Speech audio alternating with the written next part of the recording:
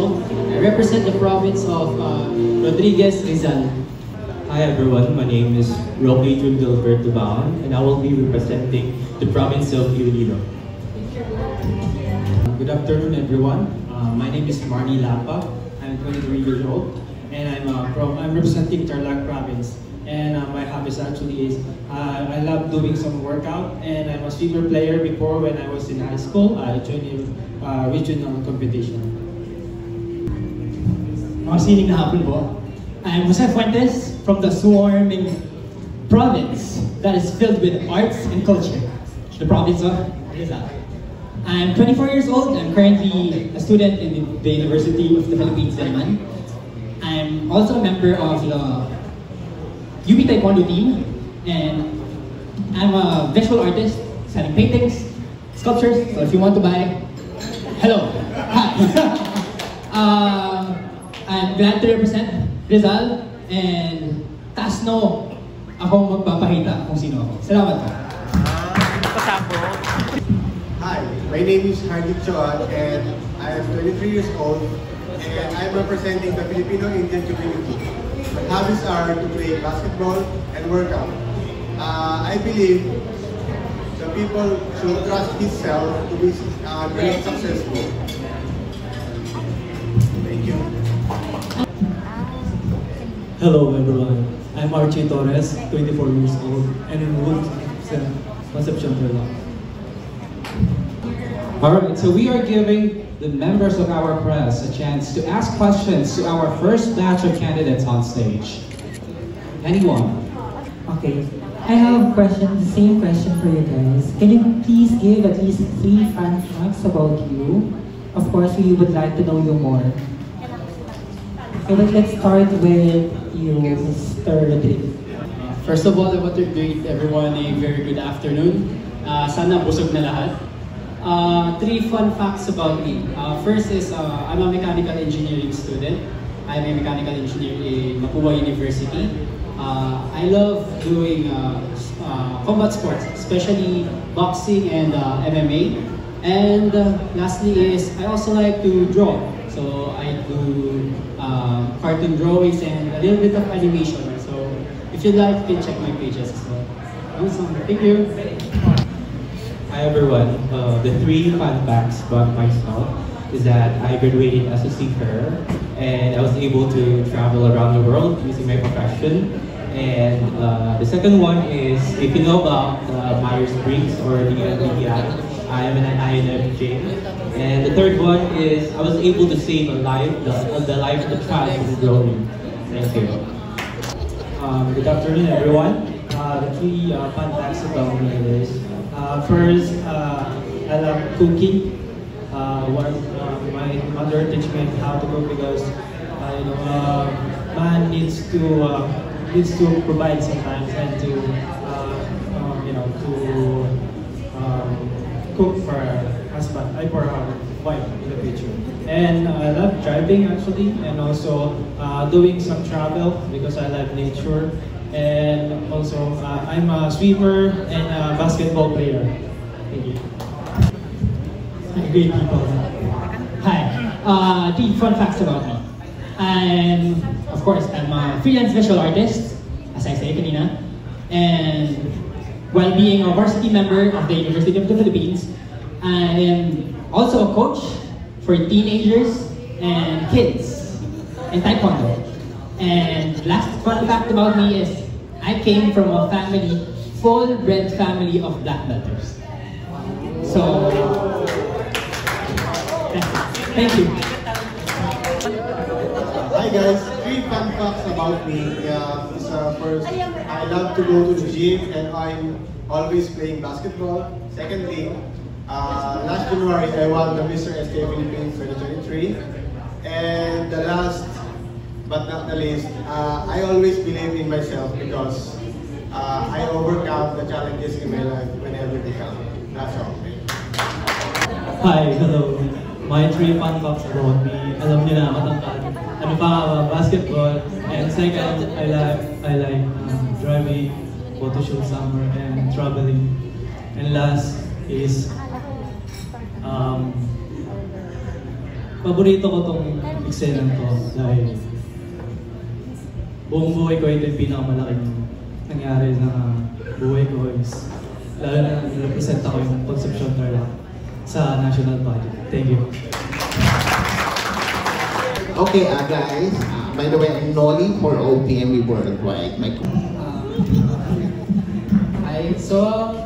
First and foremost, I look forward to the experience.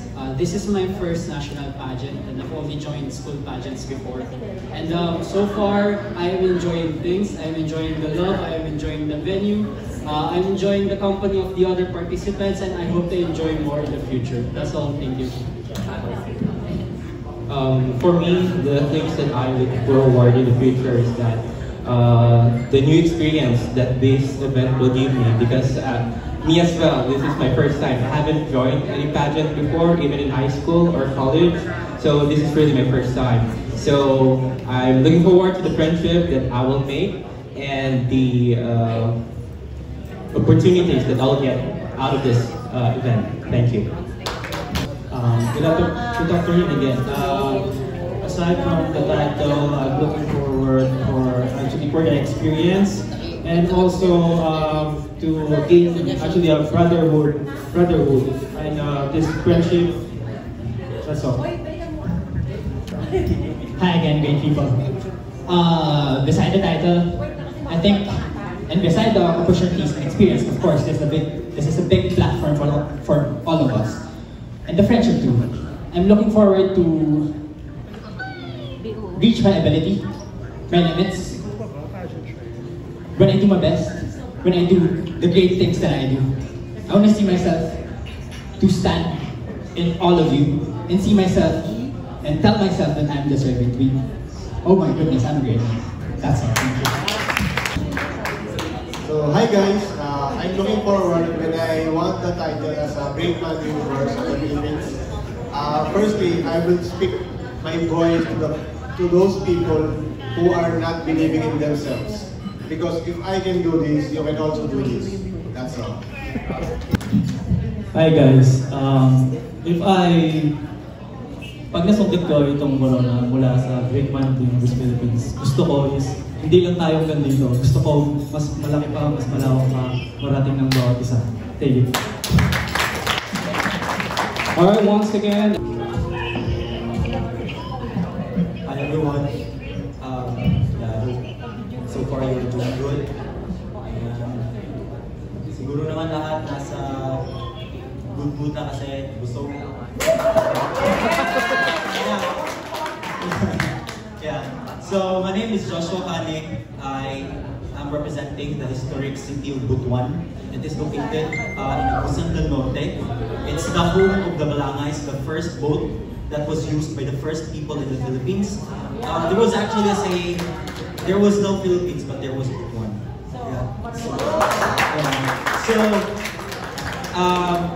Aside from that, I'm a man of art and music. I was an organizational president for arts before, way back college. And I was also a member of our choir in the university.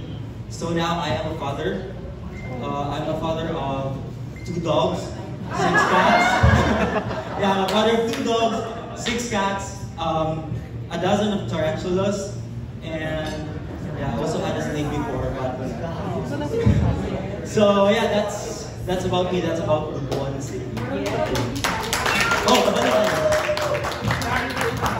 Let's all welcome great man, Kapas Tarlac. Hello everyone, good afternoon sa inyong lahat. My name is Jason Saloa David, 18 years old. I'm representing Kapas Tarlac. My hobbies are singing, cooking, and I also love working out my body. Thank you. Good afternoon everyone, my name is Cliff Einstein. I'm 24 years old, representing a beautiful city.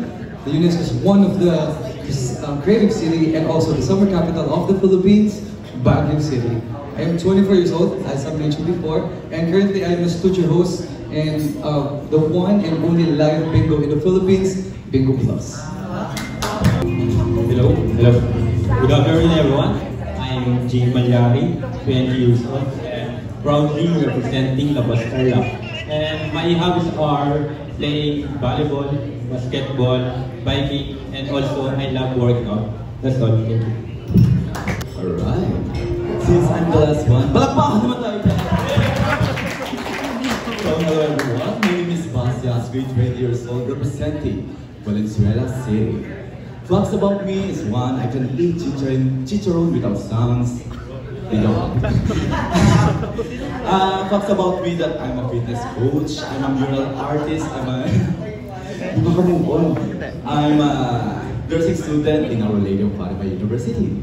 Alright, that is all. Alright, this is our second batch and we are now open for questions. Alright, Shadi, can I ask? The candidates. Hi, boys. Oh my God, the Great Men Universe Philippines. So, there are nowadays. So, why joining Great Man Universe Philippines? Bakit Great Man Universe Philippines? Ang dami-dami ng mga pageants. Iho, umpisahan natin kay Mr. Butuan Cyril. Butuan. Why Great Man of the Universe Philippines? As what Miss Emma Teglao said earlier, you know, I don't want to be a simple man. I don't want to be a good man. I want to be a great man.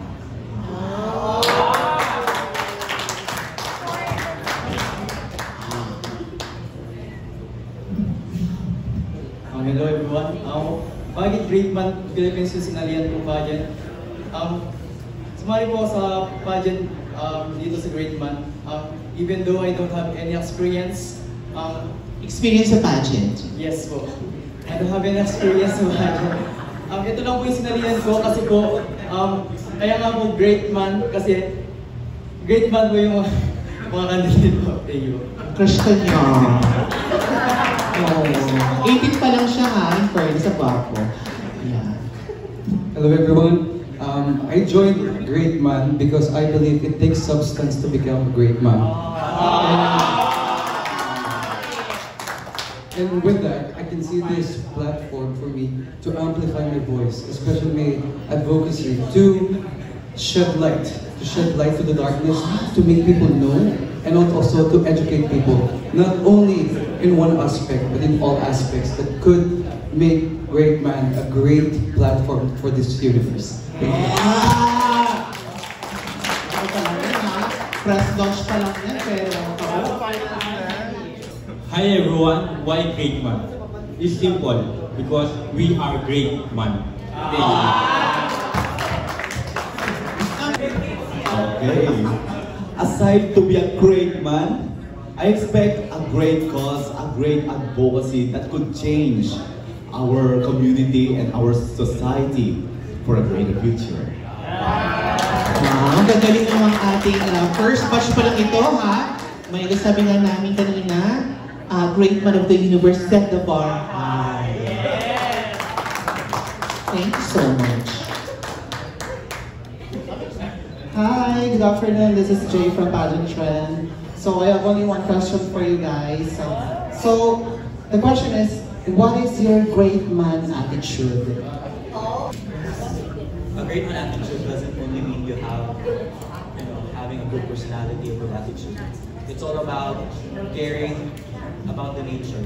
And it doesn't mean that you separate yourself from in the pageantry, you separate yourself as somebody who has a good personality, but it is something that adapts you with the nature, with the world, and being a great man also means, taking care of the environment, the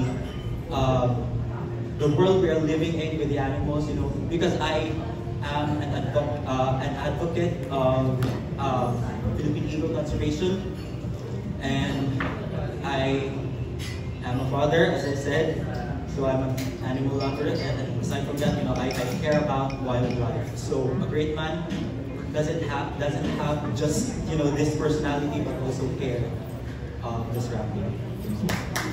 White great man. I have an attitude of matapang, matipuno, and meron ako po mabuting puso, even though na mahihayin ko, and sumali po ako dito kasi po, gusto po tumulong sa mga, gusto po gawing inspirasyon ng mga kabataan. Thank you. Maybe for me, my great man attitude would be me being a gentleman. In this time of age where man is subjected to become something wild, something tough, me, I would like to be a great gentleman in order for me to become a great man of the universe. Because, number one, we need to care. Number two, we need to listen. And number three, we need to make a move in order for us to make an impact and touch one life. Because one life is because one touched life is a transformed life. Thank you. So, yung tanong ko ay, what is your great man attitude? So, for me, we are determined what we are doing, and also we are confident for a great man of the universe. Okay, ako na naman. So, aside sa pagiging matapang, aside sa pagiging determinado, sa pagiging caring, we need, lagyan natin ng greater compassion, greater determination, greater integrity. All the aspect that we will need is needed to be a great man here in the great man in the universe. That's all. Palakpakan mo tayo dyan since I'm the last one. Ayan, ang gagaling naman. Congratulations in advance.